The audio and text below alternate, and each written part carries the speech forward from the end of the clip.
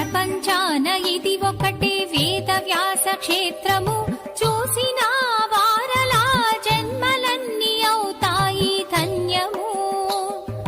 చూడగలరు ఉంటేనే పూర్వజన్మ పుణ్యము. రండి రండి భక్తులార ఈ క్షేత్రాన్ని దర్శించండి. ఆది గురువు వ్యాసుని ఆశీస్సులు పొందండి. ఇదే వేద వ్యాస సనాతన ధర్మ క్షేత్రం.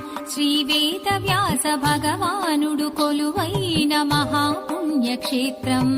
ఇదే వేద వ్యాస సనాతన ధర్మ క్షేత్రం. శ్రీ వేద వ్యాస భగవానుడు కొలువైన మహాపుణ్యక్షేత్రం.